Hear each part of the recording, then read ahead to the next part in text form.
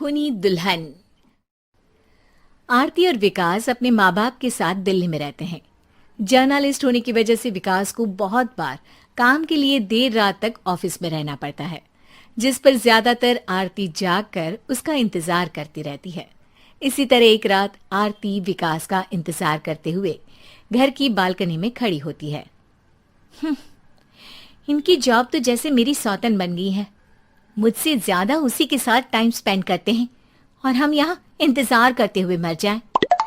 अपने आप से ये सब बोलते हुए आरती की नजर मोहल्ले के कोने वाले घर पर पड़ती है, जिसके लाइट्स ऑन देखकर वो हैरान रह जाती है। ये इस घर की लाइट्स कैसे ऑन हो सकती हैं? यहाँ तो सालों से कोई नहीं रहता। वो ये सोच ही रही होती है कि तभी उसे घर की खिड़की पर औरत की परछाई के साथ लाल चुन्नी दिखाई देती है, जिसे देख आरती डर से चिल्लाने लगती है। भूत! कोने वाले घर में भूत है! आरती की आवाज सुन उसके घर वालों के साथ मोहल्ले के लोग भी अपनी बालकनी में निकल आते हैं। अरे क्या हुआ? आधी रात में बावरों की तरह क्यों चिल्ला रही है? भूत! वहाँ भूत है! आरती की बात से सब उस घर की तरफ देखने लगते हैं, लेकिन वहाँ कुछ नहीं होता। भाभी जी, लगता है आपने सपना देखा होगा। मैं बालकनी में खड़ी होकर सोऊंगी क्या? बता रही हूँ, अपनी आंखों से देखा है। घर की लाइट्स ऑन थी और वहाँ किसी का साया भी था। अरे तुम अक्सर विकास भैया के इंतजार में देर रात तक जागती हो ना, क्या पता नींद पूरी नहीं होने की वजह से कोई भ्रम हुआ हो। मोहल्ले के सब लोग और आरती के सास ससुर उसे समझा ही रहे होते हैं कि अचानक उसी घर से किसी औरत के गाने की आवाज सुनाई देती है। आजा ओ मेरे प्रियतम आजा। आवाज सुन सब हैरानी और कंफ्यूजन से उस घर की तरफ देखने लगते हैं कि तभी उन्हें लाल जोड़े में औरत का साया वहां दिखता है, जिसे देख पूरा मोहल्ला सकते में आ जाता है। अरे ये तो कोई दुल्हन है। अरे नहीं नहीं, भूत नहीं है। अरे फिर तो पक्का तेरी दुल्हन है। अरे नहीं नहीं, वो तो मायके गई है। हद है, पहले इससे निपट ले, बाद में इस पर डिस्कशन कर लेना। बड़ा भ्रम बोल रहे थे ना, अब फटी ना सबकी। और नहीं नहीं, मैं किसी से नहीं डरता भाभी जी। भूत जैसा कुछ नहीं होता।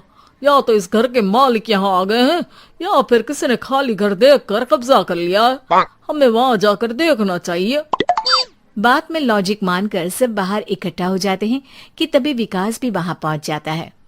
क्या बात है? इतनी रात को पूरा मोहल्ला यहाँ कैसे? भूतिया दुल्हन की वजह से।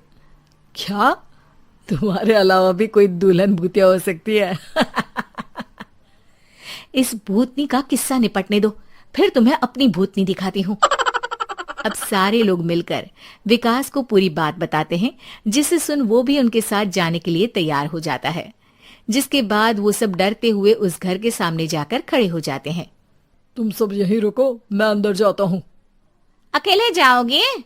अरे नहीं नहीं, आप सबकी नकली भूतनी भी तो होगी ना मेरे साथ। कैसा मजाक कर रहा यार। रुक, मैं चलता हूँ साथ में। क्या मैं चलता हूँ? ये क्या गोवा घूमने जा रहे हैं जो मैं भी साथ चलता हूँ?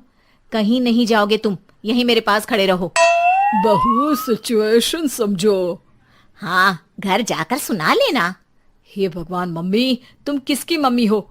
ओ, इन्हें सब कुछ अभी करना है क्या? नहीं, यहाँ पंचायत बैठा देते हैं आपके परिवार के लिए। इस पर मामला शांत करके अब वो लोग इधर उधर से घर के अंदर झांकने की कोशिश करते हैं। उन्हें घर के अंदर लाल जोड़ा, सिंदूर और मंगलसूत्र के साथ चारों तरफ खून बिखरा हुआ दिखता है। इसे देखकर सबकी हवाइयां उड़ जाती है। भाई ये सब क्या है? अब तो मुझे भी डर लग रहा है।